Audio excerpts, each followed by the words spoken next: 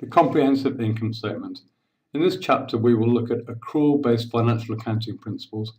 Using an example of a simple business, we will look at how these principles can be applied to prepare an income statement which produces a meaningful value for the profit generated by a firm in a single accounting period.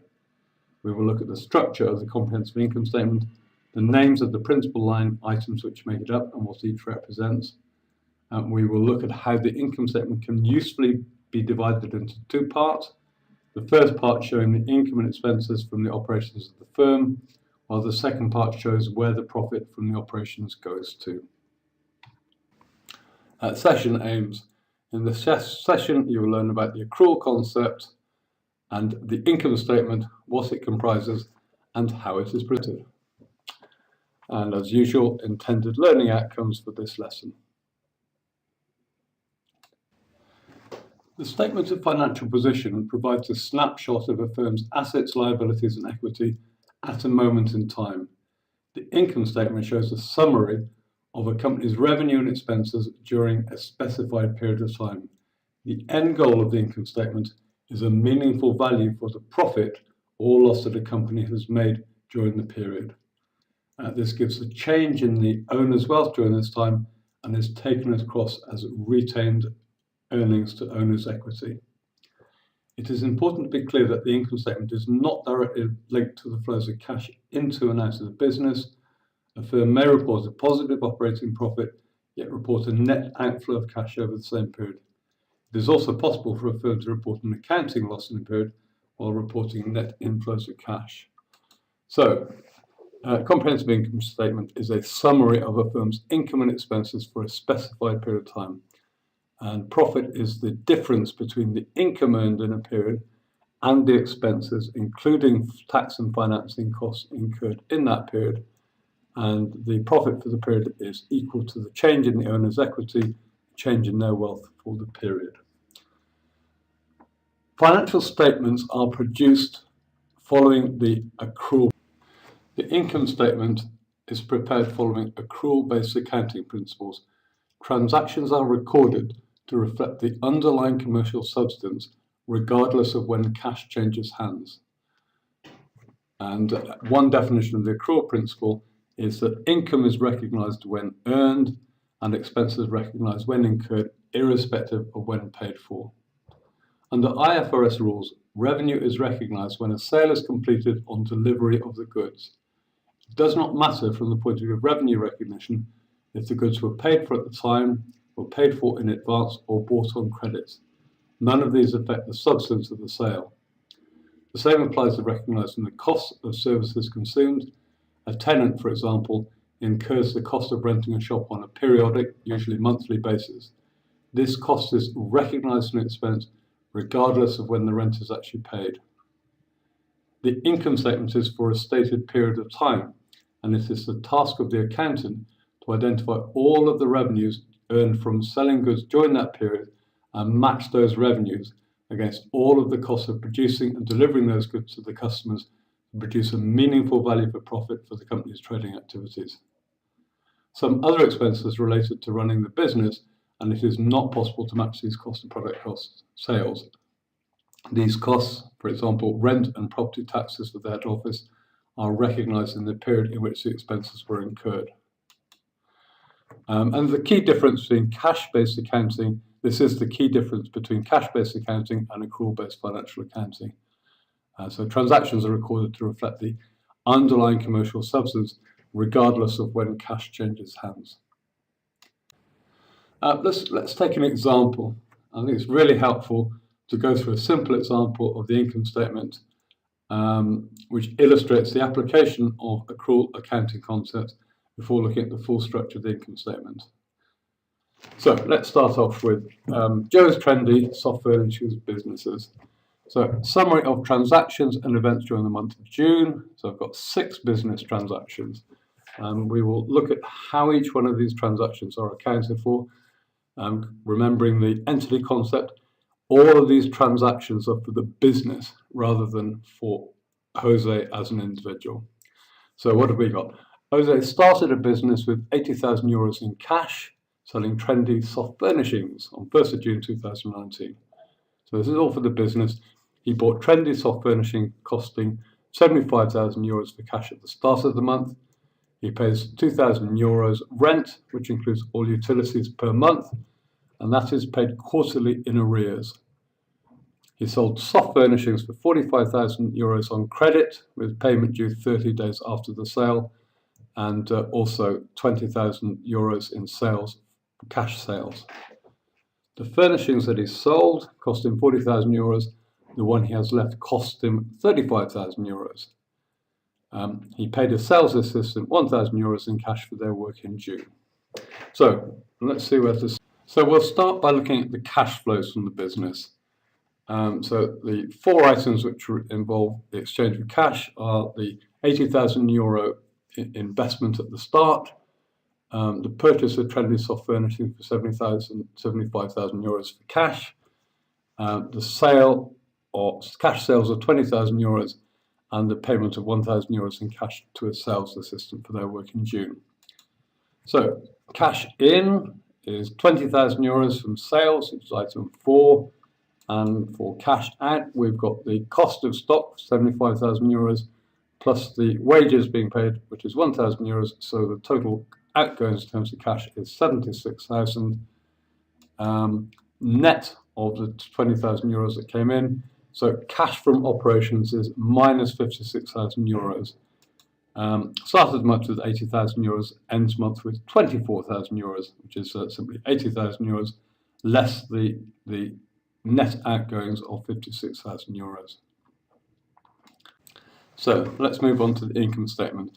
For the income statement, what we're interested in are items of income and items of expense. So the rent is an expense. We've got revenue income from the sale of €45,000 on credit and €20,000 for cash. And then we've actually got the cost that the furnishings that he sold cost of €40,000, and we've got the expense, the personnel expenses for €1,000. So total revenue is €65,000, which comes from the sum of €45,000 for sales on credit and €20,000 on cash. Now we need to work out the cost of sales, how much the furnishings that he sold cost him, and item 5 tells us that the ones that he sold cost him €40,000. So the gross profit, the difference in the revenue and the cost of the goods that's been sold, is €25,000.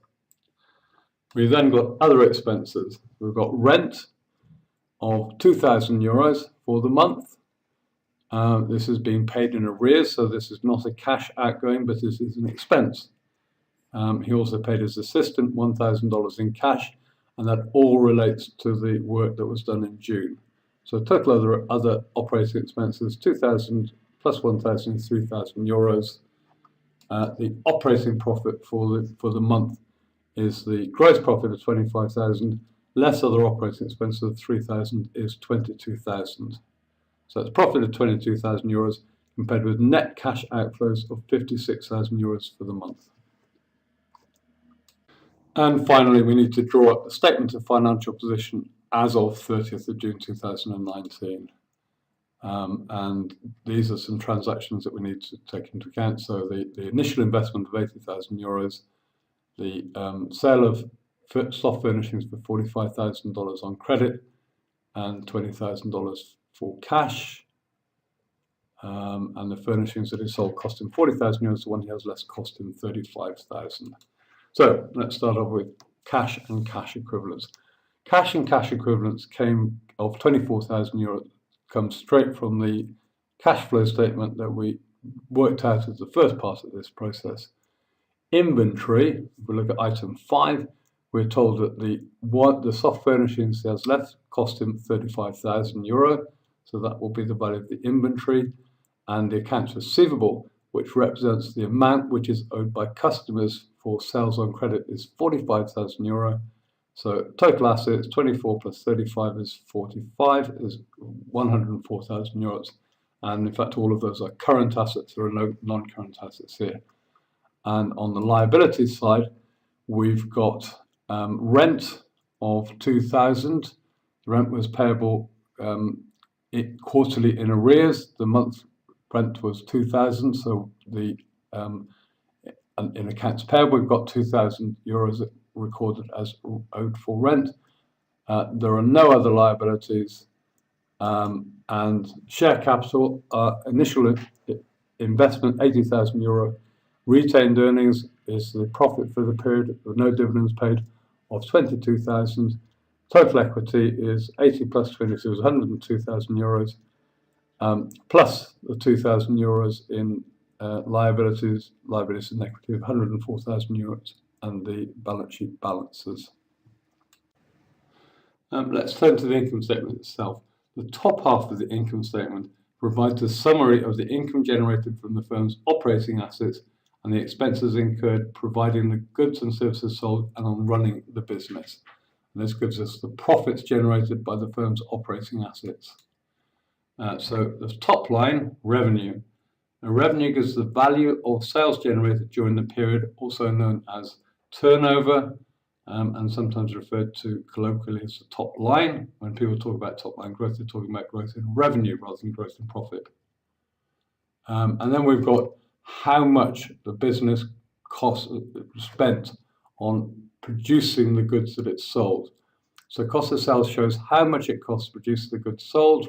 So that reflects raw materials, the power, the labour and factory costs.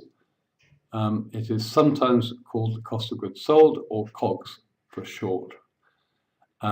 If we take revenue less cost of sales, then we get gross profit. This is the profit generated from trading goods or services, excluding the cost of running the business. The first line after gross profits is other operating expenses, and this includes all other expenses. It's sometimes referred to as selling, general and administrative expenses, or SG&A, and this normally includes head office expenses, the cost of executive management, the finance division, centralized IT and networks, the human resources division, and general marketing expense. Gross profit net of other operating expenses gives us the core operating profit. This is the profit generated from the firm's core business after taking account of all costs. Many firms also have other operating income. This is income generated from non-core assets. Other sources of revenue include rental income, dividend income from investments, gains and losses from disposal of non-current assets, and the firm's share of after-tax income or losses from its equity investments in associates and joint ventures.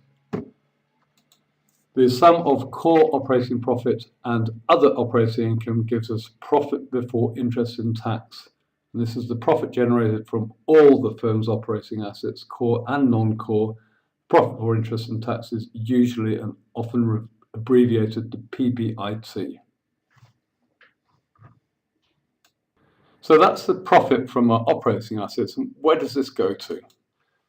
So PBIT, profit from all the firm's operating assets. Well, the first place that it goes to, the first group to be paid are the company's financial creditors. So interest on bank loans and coupon payments to bank holders. Those are the financing expenses. Principal repayments are not an expense and do not appear in the income statement. PBIT net of financing expenses gives us profit before tax, or PBT. So this is profit before interest and tax less finance expenses. And we then have tax expenses. Tax authorities take their due, and this may include taxes which are payable more than 12 months into the future. These are referred to as deferred taxes, as well as taxes which are due within the next 12 months. And profit after tax is profit before tax less tax expenses. If a company has subsidiaries in which there are minority shareholders receive their share of the profit of their share of their investments in the company's subsidiaries, and what is left over, the profit attributable to the owners of the company, sometimes referred to colloquially as the bottom line. If there are no minority interests, profit after tax and profit attributable to the owners of the company are the same thing. And here we've got an example of the income statements for Morrison's for 2016-2017, and just looking at 2017. So revenue of £16,317,000,000, cost of sales of £15,713,000,000, gross profit £604 million. We've then got other operating expenses, so head office expenses of £244 million, and that leaves core operating profits from its retailing business of £360 million. Other operating income, in their case primarily rental income of 110, giving us profit before interest and tax of 470 million. So that's its profit from its operating assets, both core and non-core. Finance expenses of 145 million, profit before tax of 325. Tax expenses are just 20 million in 2017, giving profit after tax of 305 million. There are no minority interests, and so the profit after tax is the same as profit attributable to owners. You may note that the tax expense of 2016 is a positive number. That is due to the company having reported losses in prior year, so it's actually been paid tax back from its past losses. So in this lesson, we have looked at the accrual concept and gone through a simple example of the reporting transactions for a business, and then looked at the structure and composition of the income statement.